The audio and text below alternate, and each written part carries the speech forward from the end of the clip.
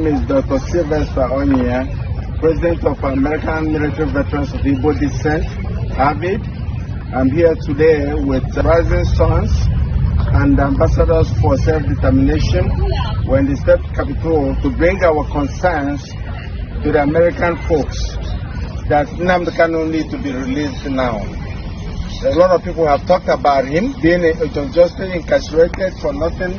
He is not the problem of Nigeria. If anything, he is the solution to solve Nigerian problems. We're asking President Tinubu, just like we asked President Buhari, that got him in the first place, to release him. They have not done anything to anybody. On this note, we are reminding the world about what happened in January 2017, when inauguration of Donald Trump was celebrated in Port Harcourt, and the Nigerian government shut down and killed over 27 young youths of Igbo descent, IPOB young stars, for doing nothing but cheering up the president of their choice. This happened and nobody have been brought to account for that.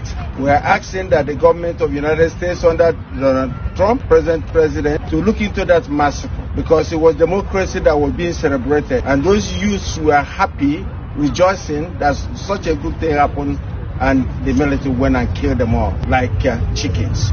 We continue to ask, what is it that you're holding Nnamdi Kanu for? And we believe, as a British citizen, the British government's hand is in it, because Nnamdi was discussing about the atrocities they're doing in Nigeria. They don't want any development in Nigeria. Everything that we are doing is what Nnamdi was preaching on, and everything he have said before have happened today, and it's still happening. The jihadis coming in to work for the British government and to be killing people, the Fulani herdsmen, the terrorists, and that's what they are, killing people, trying to displace indigenous people, trying to take their lands from them, land grabbing. We want the world to look into it, more especially the United States government. For one thing, if nothing is done, once these jihadis get hold of the southeast, the Christians that they're trying to exterminate, they will have hold of the sweet crew. And once that happens, the next thing will be to challenge the United States and even the Britain that is encouraging them to do their bad deeds. So, Father, I've heard that a Nigerian government official, the Inspector General of the DSS, Department of State Services, has said, Nigerians, defend yourselves from the terrorists and the bandits, end quote. So, Father, as a minister of God, do you support self-defense, especially where it may lead to the killing of your assailant? Thank you very much, sir, for the question. And if you don't mind, let me begin by thanking you and your colleagues who have been working with us tirelessly to bring to the awareness of the world the level of injustice that is going on in Nigeria. It's getting too much. And at some point, somebody somewhere has to stand up and say, enough is enough. Now, coming to your question, yes, the Director General of DSS, who in American context we might equate to the Director of Homeland Security, is a special government official in Nigeria who is privy to top secret intelligence actually. For him to step forward and publicly told Nigerians, arm and defend yourselves, tells me a couple of things. One, Nigeria is either becoming a failed state or is already a failed state. Why? Because he said that they don't have enough government manpower to defend you. The military, the police, the DSS, that they don't have enough power to defend their citizens. What is the primary responsibility of any government, democratic government? To defend the lives and property of the people. So, for the director of DSS to say, we don't have what it takes to protect you Nigerians, it means that they are incapacitated. Self-defense is a natural phenomenon. If I were to pinch you now, you will blink unconsciously in defense of yourself. So self-defense is a natural phenomenon. But in the context of the DSS, honestly, I wasn't expecting that we shall come to that level. at which the common people are required to arm themselves and defend themselves. But guess what? It has happened. In other words, what it means is you're on your own. If anything happens to you, you have yourself to blame. Now, because self-defense is a natural phenomenon, I have never read about any law, moral law, Christian law, civil law, natural law that is against self-defense.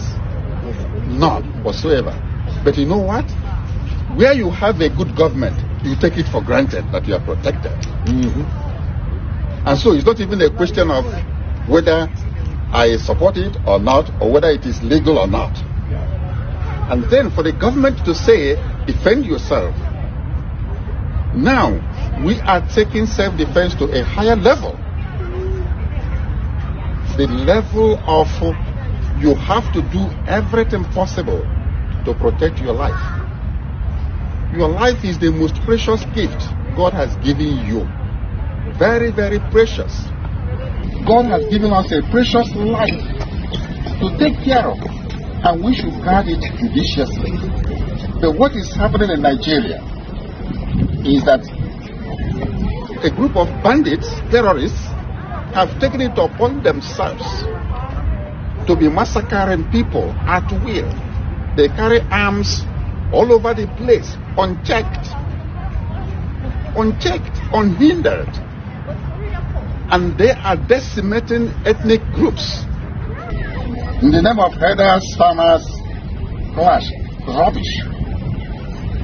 If there is more to it, there is a hidden agenda. And that is ethnic cleansing and religious persecution. That is what has been going on. At this point in time, I will actually go the extra mile to advocate for self-defense. And people should defend themselves. And I'm asking my people, you cannot waste the life, precious life God has given you. You must defend it. Because there's no way. It has come to that. If the government tells you to defend yourself, defend yourself. That's what I will tell my people. And then I will ask our brothers and sisters in diaspora, especially here in America, who are from Igbo descent. Igbos here in America and Europe, organize yourselves, raise money, and make sure that your respective communities at home are protected. Have a very working vigilante groups, and make sure that your communities are protected. The time to pretend that everything is okay back home in Nigeria is gone, and may never come back until that country disintegrates. Because honestly, a failed state, the only solution to a failed state is disintegration. To your thanks, O Israel. Everybody should go and take care of themselves. From the local communities, maybe to the regional level. And guess what? This is exactly what Nnamdi Kanu has been preaching for more than 10 to 15 years. That these people are coming, these are mercenaries, sponsored by the Fulani hegemony, to decimate the rest of the ethnic groups in Nigeria. And the government has done little or nothing to stop them. And to our greatest embarrassment, or even being fair to them, they have now told us officially that there's not much they can do. So, Bruce Fine, as a constitutional lawyer and the International Council for Mazi Nnamdi Kanu, and you visited Nigeria many times. Your client has served over 5 years in prison. What is Mazi Nnamdi Kanu's current situation, and how has the current state of the Nigerian Constitution and the rule of law affected Mazi Nnamdi Kanu's freedom? Well, thank you for that wonderful question. We're really gathered here today to pay homage to Nnamdi Kanu and his unsurpassed courage that has given the Biafrans hope, which is what sustains the people in moving forward towards justice. Nnamdi Kanu was victim of a crime. The crime perpetrator was the nation of Nigeria. In 2021, he was kidnapped and tortured in Kenya. He was then returned to Nigeria, where he's been denied a trial for now over 4 years. I helped precipitate a ruling from the working group on arbitrary detention in Geneva, holding very unambiguously and calling for the immediate and unconditional Nnamdi Kanu, because the government of Nigeria had violated 16 human rights covenants that were binding on all nations, whether they accepted them or not. The Nigerian government has flouted that decree now for almost 3 years. Nnamdi Kanu remains in isolation. Again, he's never ever been given an opportunity for a trial. There are repeated adjournments because there is no evidence. I've examined the indictments. They're really quite hollow. They don't have any specificity of what Nnamdi Kanu did that caused any kind of violence or harm. And at present, there still is no scheduled trial date. It's a continuing criminal violation by the Nigerian government. The great irony is that the real case should be Nnamdi Kanu versus the government of Nigeria, which should be in the defendant's chair. One of the things that's very astonishing is that for hundreds of years of Anglo-American jurisprudence, there's a motto: crime should not pay. The Nigerian government is trying to make their crime against Nnamdi Kanu pay, which is intolerable. Bruce, what can be done to the government of Nigeria to help free Nnamdi Kanu? Well, there are several precedents. One, during apartheid, South Africa was suspended from the United Nations General Assembly until Nelson Mandela was released. And there's nothing that prevents petitions now to the United Nations General Assembly insisting that Nigeria be suspended until they release Nnamdi Kanu. That's one possibility. Another would be if you had the president issue an executive order says there are going to be no Nigerian visas to visit the U.S. until Nnamdi Kanu is released.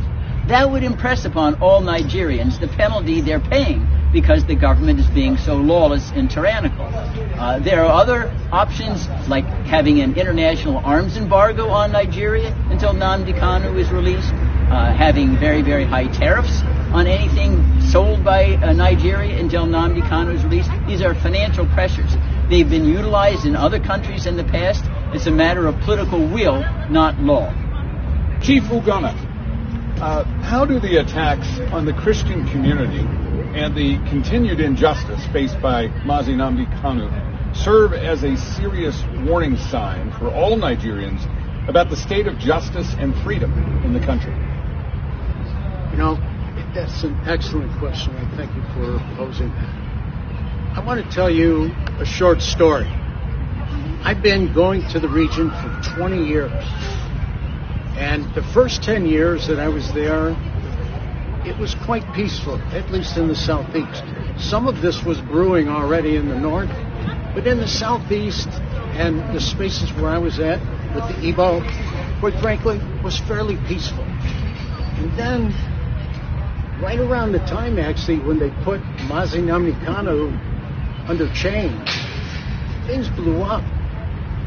And more than that, I think when people in the villages and the boroughs of southeast Nigeria look at this, they see, wow, if they can do that to somebody like Mazi Nnamdi Kanu, who is quite an individual, what could they do to me?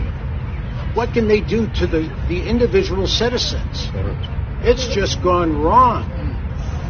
I'm telling you, and I've told the State Department here before, not from this current administration, but the previous one, that if in fact, if we don't do something about this, that place is going to implode, and we're going to end up with a pile of people coming over who will immigrate just to get out of the place. That's what's going to happen. I think the other thing that lines up where the people, the situations that they're living in, many of them are Christians. We've said before, 90% plus are Christian. Those who are Christian are experiencing the same kind of attack.